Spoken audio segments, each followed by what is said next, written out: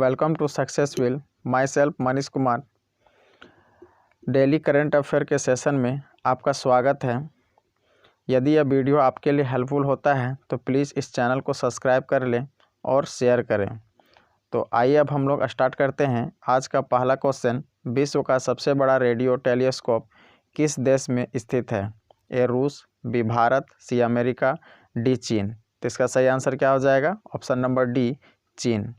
कहता है विश्व का सबसे बड़ा रेडियो टेलीस्कोप पिंगटोंग गुइझोउ प्रांत में दक्षिण पश्चिम चीन में स्थित है और आगे वैज्ञानिक अनुसंधान के लिए वैश्विक केंद्र बनने की चीन की महत्वाकांक्षा है। चीन का रेडियो टेलीस्कोप 5 किलोमीटर यानी कि 3 मील रेडियो साइलेंस जोन से घिरा हुआ है। दिसंबर 2020 में प्यूर्टो रिको में एक टेलीस्कोप के गिरने के बाद चीन ने 500 मीटर एपर्चर गोलाकार टेलीस्कोप यानी फास्ट खोला है। प्यूर्टो रिको रेडियो टेलीस्कोप दुनिया का दूसरा सबसे बड़ा रेडियो टेलीस्कोप था और यह 900 टन के रिसीवर प्लेटफॉर्म के निलंबित होने के बाद नष्ट हो गया था। यह पूरा एंटीना 450 फीट नीचे गिरकर टूट गया है, जो आप फिगर में देख सकते हैं।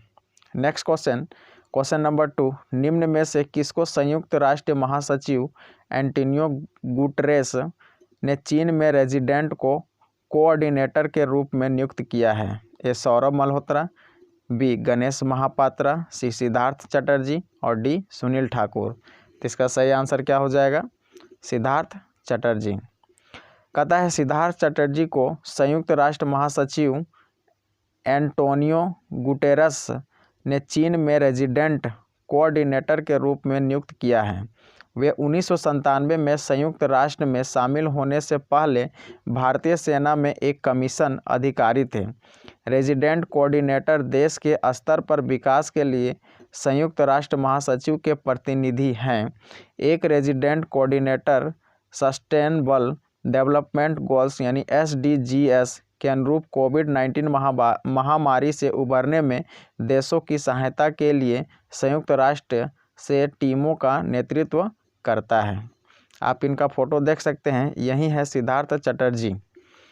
नेक्स्ट क्वेश्चन नंबर 3, सक्षम ऑफशोर पेट्रोल वेसल OPV को हाल ही में किसने भारतीय तटरक्षक बल के लिए लॉन्च किया है? A Mumbai shipyard limited, B Goa shipyard limited, C Odisha shipyard limited और डी गुजरात शिपयार्ड लिमिटेड। तो इसका सही आंसर क्या हो जाएगा? Option number B, Goa shipyard limited. Saksham offshore patrol vessel OPV को हाल ही में गोवा शिपयार्ड लिमिटेड ने भारतीय तटरक्षक बल के लिए लॉन्च किया है। इसे अक्टूबर 2021 तक कमीशन किया जाएगा। ऑफशोर पेट्रोल वेसल OPV को भारत के विशेष आर्थिक क्षेत्र में इसके संरक्षण के लिए तैनात किया जाएगा। IGCS सक्षम को स्वदेशी अपतटीय गश्ती परियोजना के एक भाग के रूप में विकसित किया गया है और इसे उच्च ईंधन दक्षता के लिए प्रावधान के साथ समुद्र के गुणों और चालक दल के आराम को ध्यान में रखते हुए तैयार किया गया है। यानी कि गोवा शिपयार्ड लिमिटेड OPV को हाल ही में गोवा शिपयार्ड लिमिटेड भारतीय तटरक्षक बल के लिए लॉन्च किया है। Next question number 4, brand India mission किस मंत्रालय द्वारा लॉन्च किया जाएगा? ए वित्त मंत्रालय, बी वाणिज्य और उद्योग मंत्रालय, सी रक्षा मंत्रालय और डी अनुसूचित जाति एवं जनजाति मामलों के मंत्रालय। तो इसका सही आंसर क्या हो जाएगा? ऑप्शन नंबर बी, वाणिज्य एवं उद्योग मंत्रालय।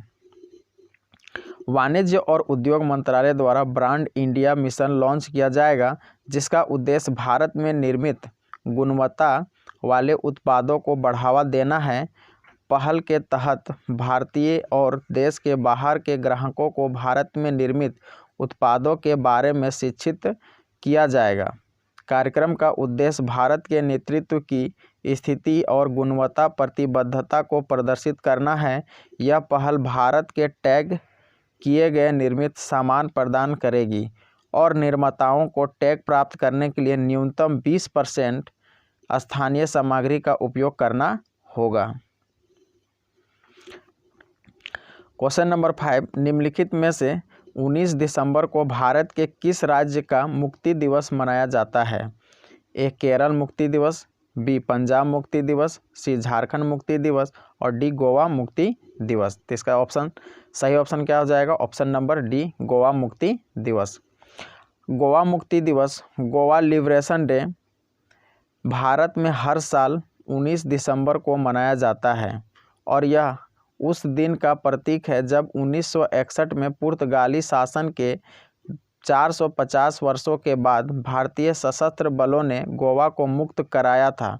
1961 में आज़ाद होने के बाद यह एक भारतीय राज्य बन गया, इसलिए हम लोग 19 दिसंबर को गोवा लिबरेशन डे मनाते हैं।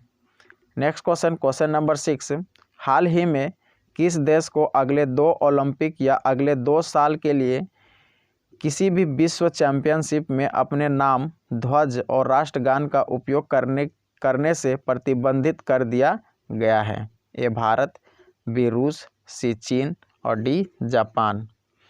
ये क्वेश्चन आपके लिए इम्पोर्टेंट होता है, तो आप इसका कमेंट बॉक्स पर आंसर बताएं क्या होगा। तो इसका सही आंसर क्या हो जाएगा? ऑप्शन नंबर बी, रूस। कहता है रूस को अगले 2 ओलंपिक ग्रीष्म और शीतकालीन या अगले 2 साल के लिए किसी भी विश्व चैंपियनशिप में अपने नाम, ध्वज और राष्ट्रगान का उपयोग करने से प्रतिबंधित कर दिया गया है। खेल पंचायत ने रूस को अगले 2 साल के लिए किसी भी बड़ी खेल प्रतियोगिताओं की मेज़बानी का दावा करने से भी प्रतिबंधित कर दिया है। दरअसल रूस पर डोपिंग के नियमों का उल्लंघन करने का दोष साबित हुआ है। हालांकि जो खिलाड़ी डोपिंग में शामिल नहीं हैं वह स्वतंत्र रूप से ओलंपिक में हिस्सा ले सकते हैं। नेक्स्ट क्वेश्चन, क्वेश्चन नंबर 7, प्रसिद्ध वैज्ञानिक प्रोफेसर रोडम नरसिम्हा जिनका हाल ही में निधन हो गया, किस क्षेत्र के विशेषज्ञ थे? ए मिसाइल, बी अंतरिक्ष, सी कृषि और डी ऊर्जा। तो इसका सही आंसर क्या हो जाएगा? ऑप्शन नंबर बी यानी अंतरिक्ष। कहता है प्रख्यात एयर स्पेस वैज्ञानिक और पद्म विभूषण से सम्मानित रोडम नरसिम्हा का निधन हो गया। उन्होंने प्रतिष्ठित भारतीय विज्ञान संस्थान IISc में सेवाएं दी थी, जहां उन्होंने 1962 से 1999 तक एयर स्पेस इंजीनियरिंग की शिक्षा दी थी। 1984 से 1993 तक राष्ट्रीय एयर स्पेस प्रयोगशालाओं नेशनल एयर स्पेस लेबोरेटरीज के निदेशक के रूप में भी कार्य किया। केंद्र सरकार ने एयर स्पेस इंजीनियरिंग के क्षेत्र में उनके योगदान के लिए साल 2013 में उन्हें भारत के दूसरे सबसे सर्वोच्च नागरिक पुरस्कार पद्म विभूषण से सम्मानित किया था। प्रोफेसर नरसिम्हा ने भारत के मिसाइल मैन और पूर्व राष्ट्रपति डॉक्टर APJ अब्दुल कलाम के साथ मिलकर एक developments in fluid mechanism and space technology शीर्षक के एक किताब भी लिखी थी, जिनका तस्वीर आप इस फोटो में देख सकते हैं। Next question, question number 8, Bharat के किस राज्य के मुख्यमंत्री विजय रूपानी ने राज्य में भूमि अतिक्रमण निषेध अधिनियम लागू कर दिया है? ए केरल, बी गुजरात, सी महाराष्ट्र और डी पंजाब। तो इसका सही ऑप्शन क्या हो जाएगा? Option number B Gujarat. कहता है गुजरात के मुख्यमंत्री विजय रूपानी ने राज्य में भूमि अतिक्रमण निषेध अधिनियम लागू कर दिया है।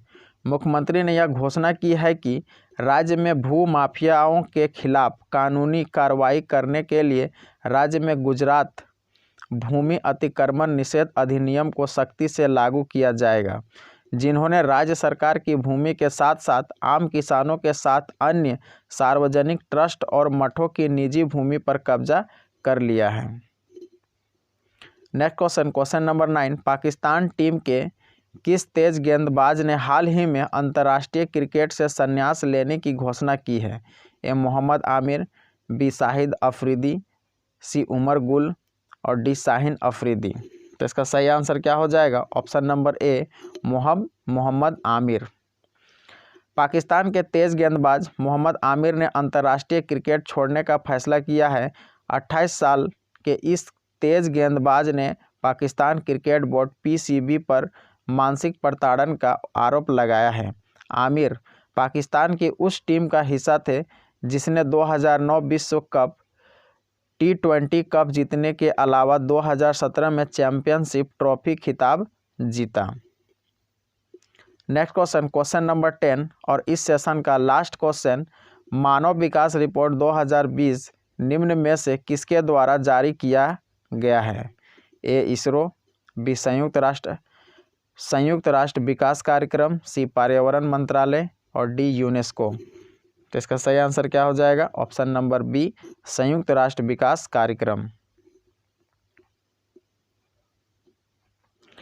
कहता है मानव विकास रिपोर्ट 2020 संयुक्त राष्ट्र विकास कार्यक्रम द्वारा जारी किया गया है।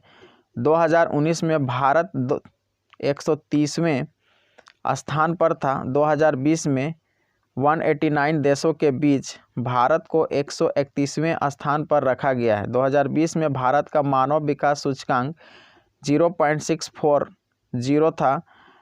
पहले स्थान पर नॉर्वे, दूसरे स्थान पर आयरलैंड और तीसरे स्थान पर स्विट्जरलैंड रहे। मानव विकास रिपोर्ट को मापने की इस प्रक्रिया की शुरुआत महबूब उल हक ने अमर्त्य सेन के साथ मिलकर 1990 में की थी। अब आपके लिए एक क्वेश्चन, जिस राज्य सरकार ने राज्य में शादी समारोह के लिए ऑनलाइन पंजीकरण अनिवार्य कर दिया है, आपको इसका आंसर कमेंट बॉक्स पर देना है। तो आज का सेशन हम यहीं पर समाप्त करते हैं। यदि यह वीडियो आपके लिए हेल्पफुल होता है तो प्लीज़ इस चैनल को सब्सक्राइब कर दें और आप इस वीडियो को ज़्यादा से ज़्यादा लाइक करें। Thanks for watching this video. धन्यवाद।